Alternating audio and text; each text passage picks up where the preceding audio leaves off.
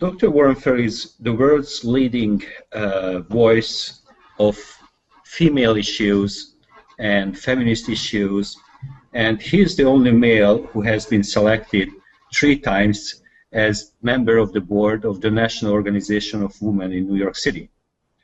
And the reason we are having this call because Dr. Warren Farell's new book, I mean, in our country, Hungary, his book came out just recently.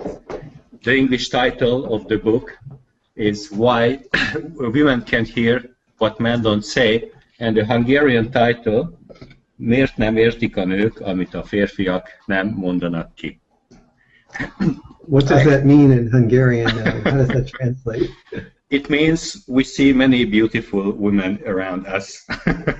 Does it really? I'm just joking, of course. Oh, you are a devil. The translation is exactly what the English says, so women can hear what men don't say.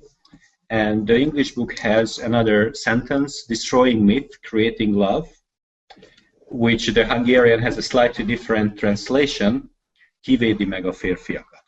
Actually, if I may say, because this conversation goes for Hungarian viewers, I say in Hungarian the subtitle of your book, magyarul úgy hangzik, hogy a mitoszok feloszlatása és a szeretet megalapozása. So I just said in Hungarian, what is the subtitle of your book in English? Okay, Warren, so thank you very much for accepting this call and this interview that goes for the Hungarian Women's Magazine. And I would like to start with a very basic question that one of your books is why men are the way they are. Yeah, why men are the way they are. The other book, very famous book of yours, is The Myth of the Male Power, and you have also touched the subject of the father and child reunion and why men earn more. So you are seemingly dealing with a lot of issues and topics around male and female issues. And for me, the most important thing that you are the first male figure I see, male expert I see, who is giving voice to many aspects of being a male that probably has never been spoken out yet, right? So there are so many things in us males going on which we are not allowed to say, or probably we are not even aware of going on in us, because we are conditioned to look ourselves and other males in schemes, in biases, in preconceptions. And for me, you are that outstanding figure who are breaking down these preconceptions and articulate so beautifully what men really feel and think in the relationship of male and female. So my question to you would be, how men are really, and how we see men, what are the preconceptions, and how men really are. And I'm sure that you could go on and speak many factors in this subject. I would like you to choose 3 of the most important questions or messages, how men really are and how we see them instead of how they really are for the women. I think one of the things we see about men is that men are sort of like they're in a relationship. They're mostly interested in sex, and so if the relationship breaks up, they just go on to another sexual partner.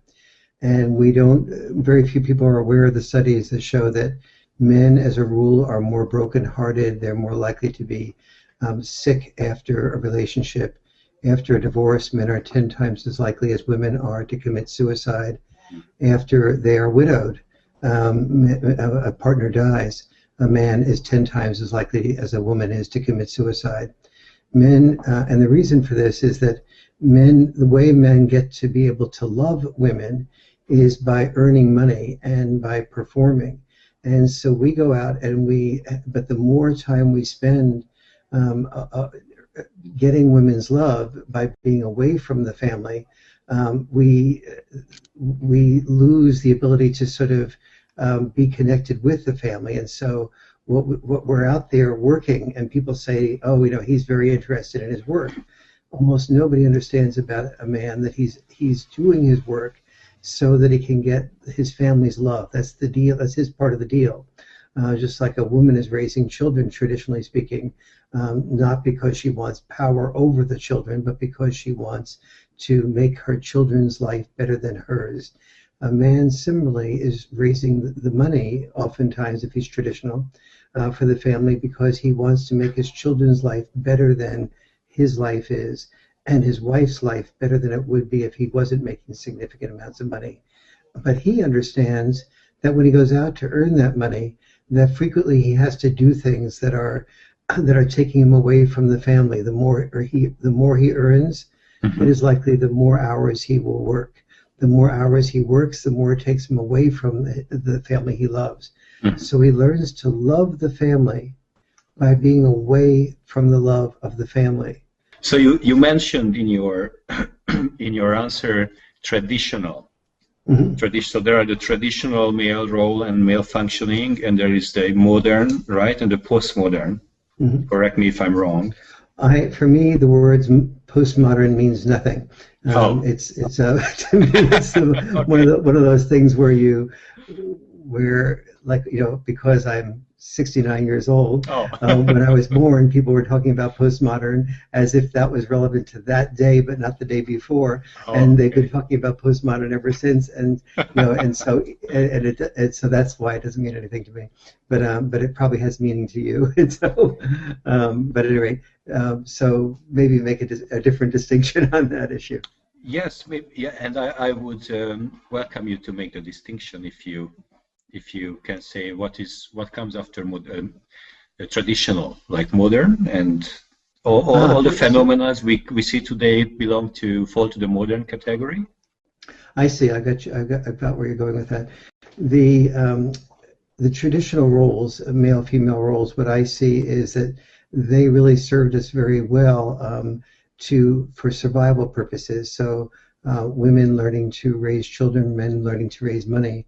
But in cultures where there's a fair amount of industrialization, in those cultures there's a fair amount of ability to master the earning of money. You're no longer worried as much about survival.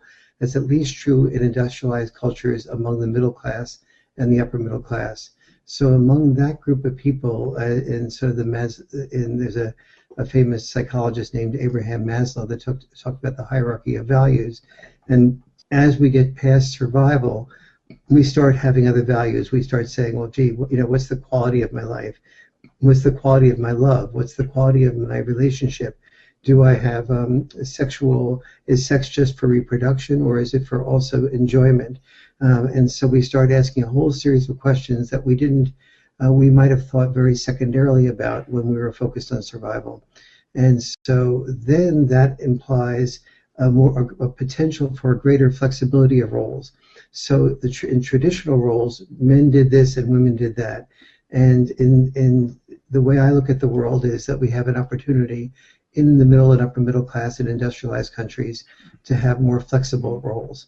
And those more flexible roles are the roles of what I call a gender transition movement, making a transition from the old rigid roles of the past to more flexible roles for the future.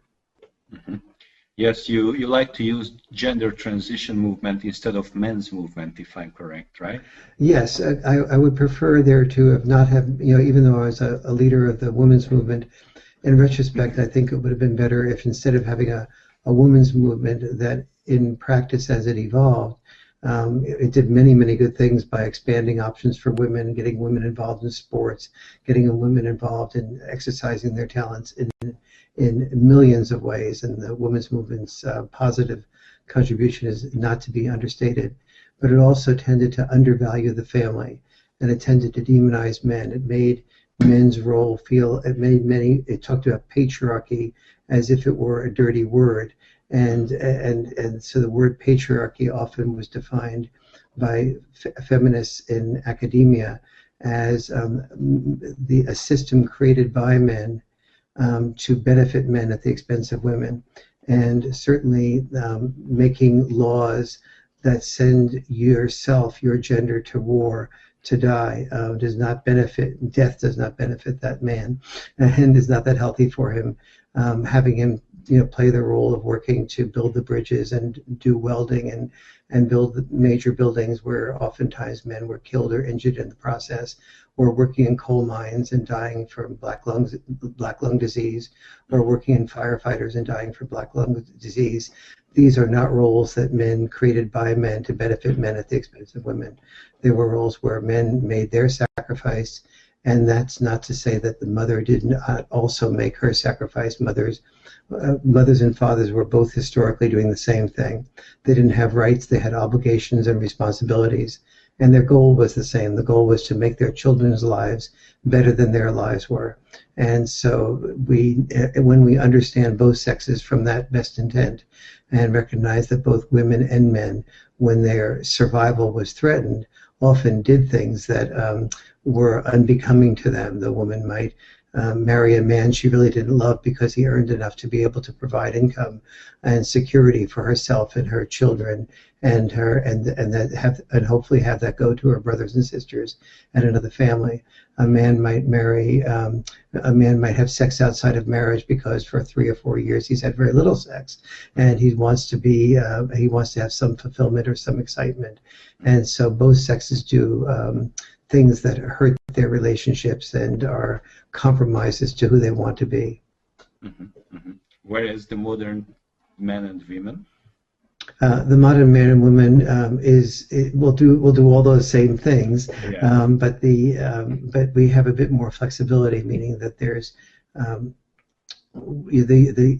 modern woman earns oftentimes significant amounts of money, in some cases more than the average man does.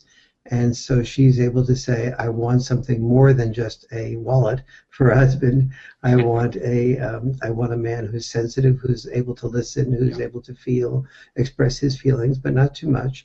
But especially listen to my feelings and listen to them without becoming defensive. And who also, when he comes home, if there's a meal to make, that he helps me with the meal. If there's the child to take care of, that he helps me with the children.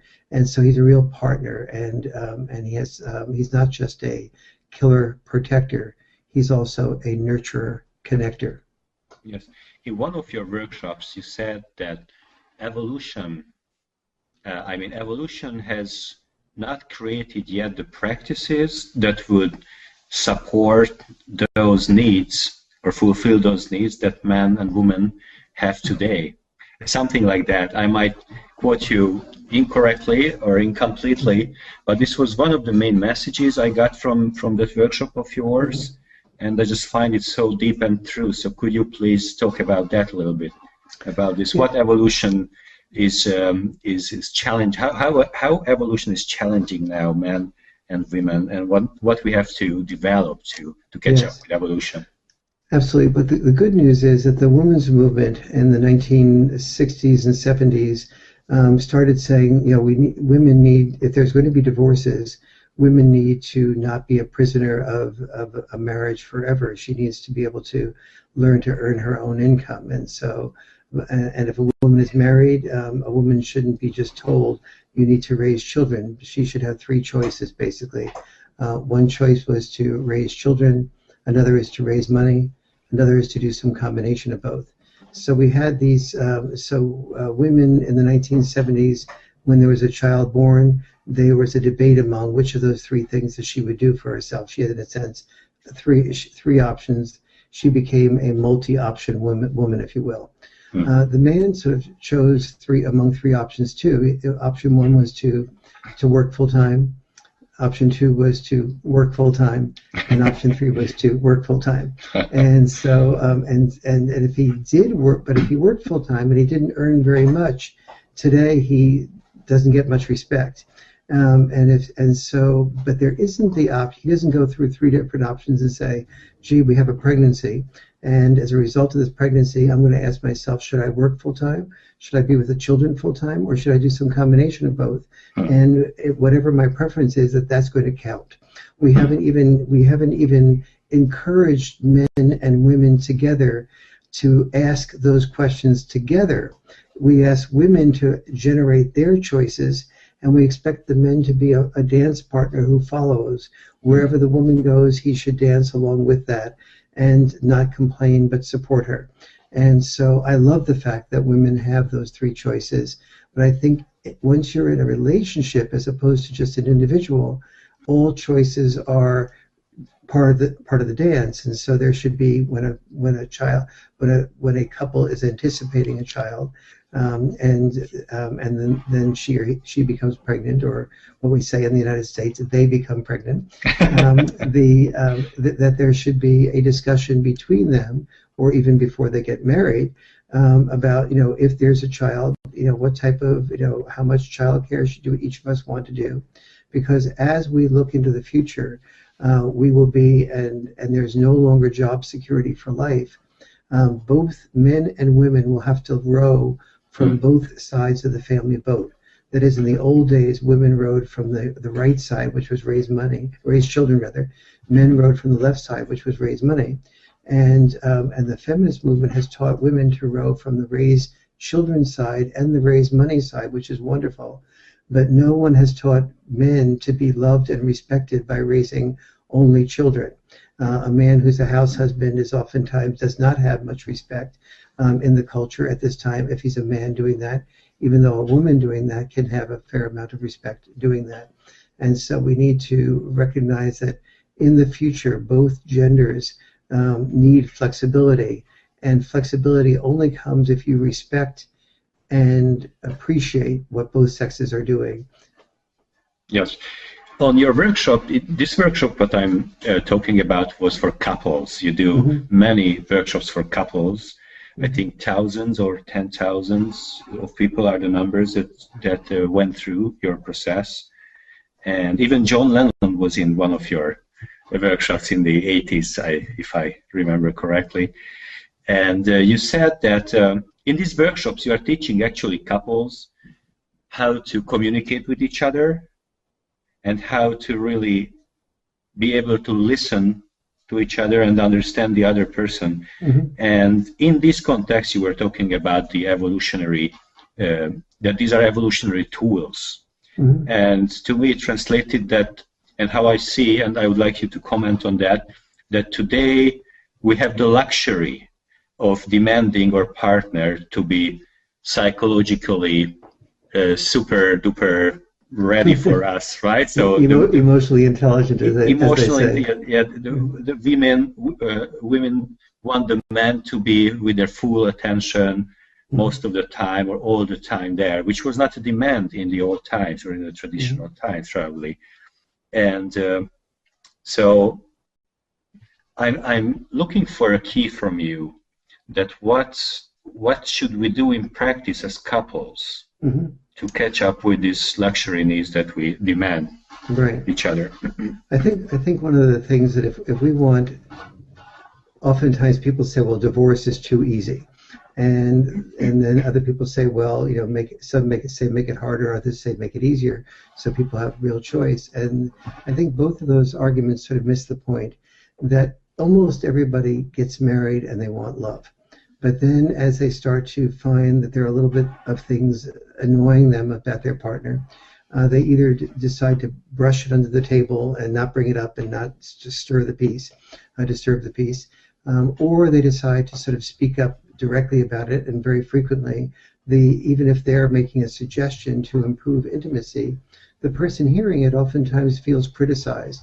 Almost any time a person feels like there's a suggestion made by their partner to change their attitude, to change their behavior, the person hearing that suggestion, which is intended often for intimacy, oftentimes interprets it as criticism.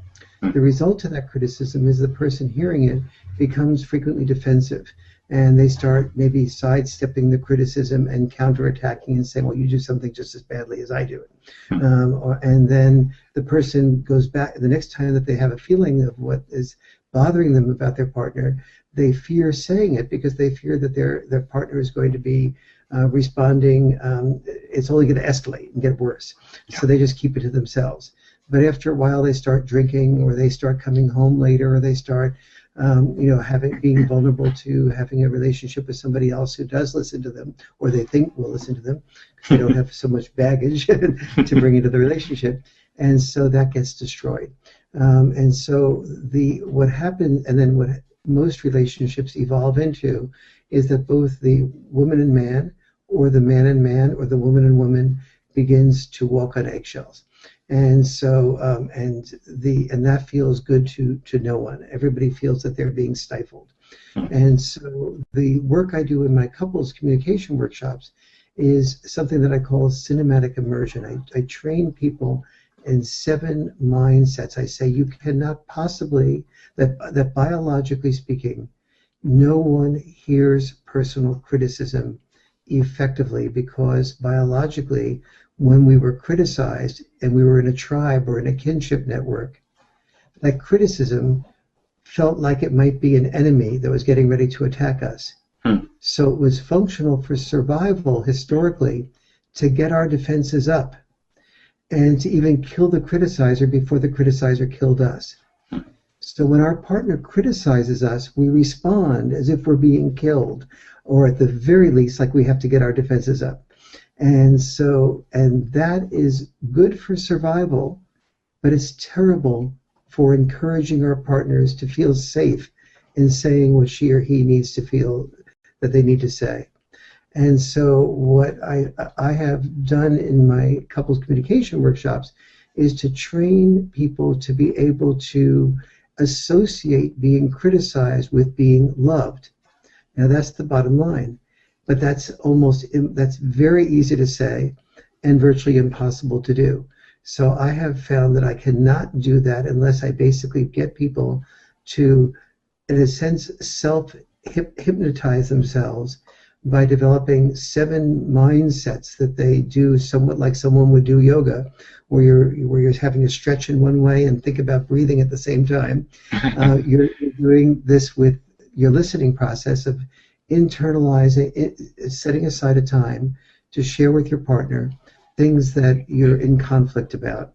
And then before you listen to your partner's, what you would perceive as the criticism, you meditate mindsets such as the following, saying to yourself, when my partner feels a safe environment on my part to say whatever she or he feels that they need to say, they will feel loved by me. The more they feel loved by me, the more love they will feel for me.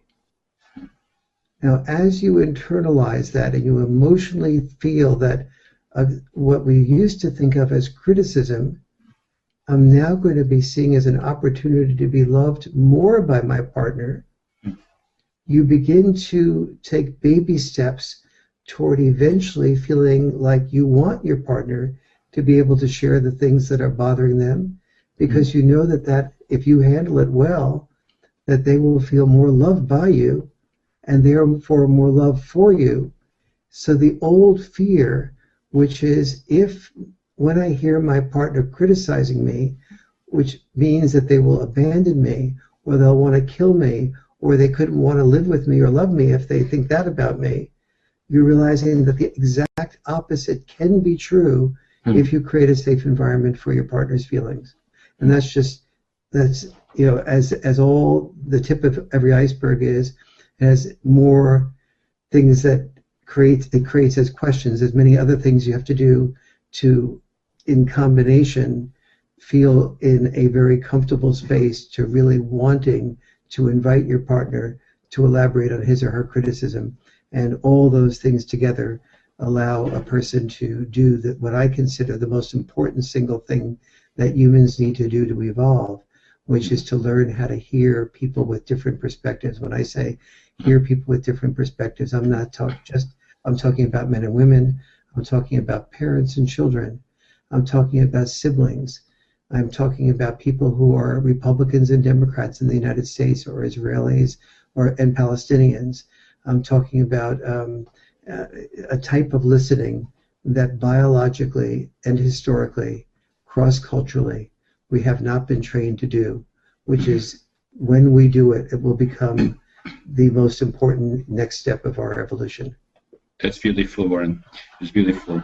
Is this what you were teaching to John Lennon as well in the 80s? No, in the 80s when I was, this was before I was into the communication aspect of this. Okay.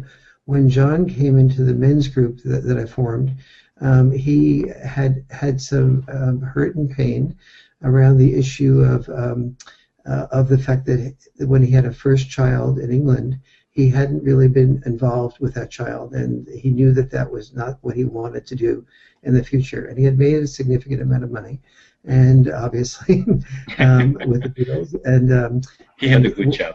He had a good job, but the more people have good jobs and the more money they make, the more there are thousands of people who are making money from the money that they make, and so they put pressure on you to continue making more money because their money is dependent upon your money.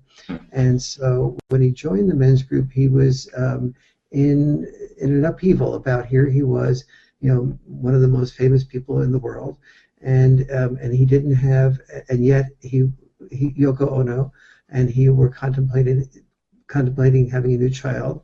And should he take off time and be with that child, or should he, what should he do? And he decided to take off 5 years from being the most successful, singing group in the world to raise his son Sean. And that took him, of course, completely out of the music scene, or at least 99.9% out of the music scene for a number of years. Wow. And he shared with me that that was probably the best decision he'd ever made in his life. Wow. What a dedication of a father. It's just an amazing dedication, and and there were not a lot of many people were not happy about his decision, or so he told me, for the reason I mentioned to you a moment ago. Okay, so my last question would be about: can you say some eye opener for women about men?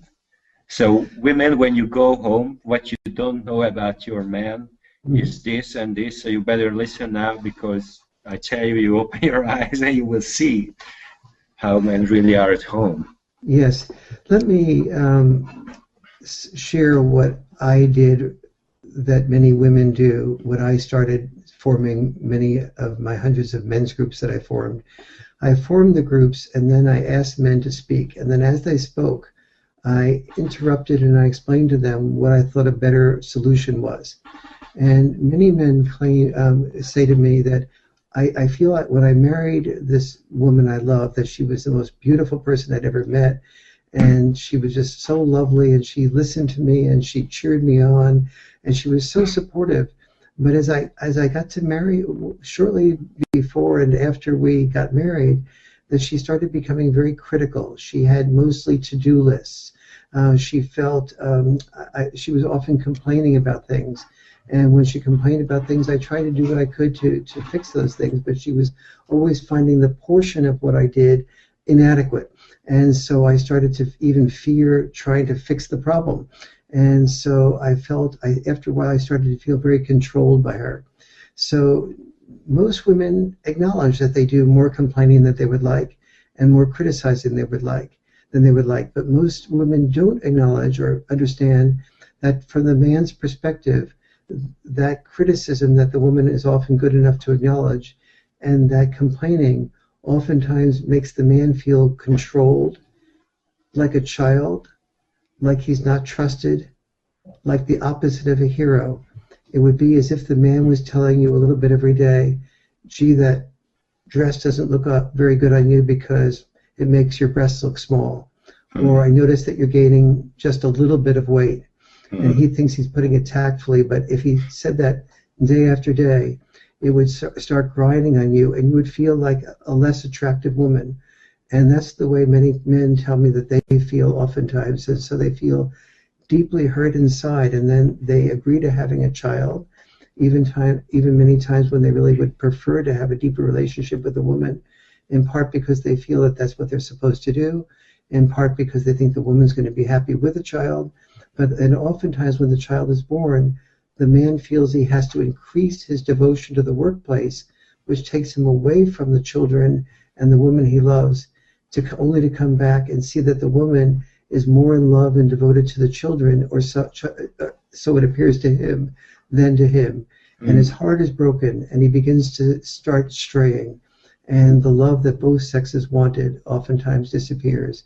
And so if I were to share something that I would love women to hear, that would be, in a sense, one of the messages of women can't hear what men don't say. Thank you very much. Thank you very much for the interview.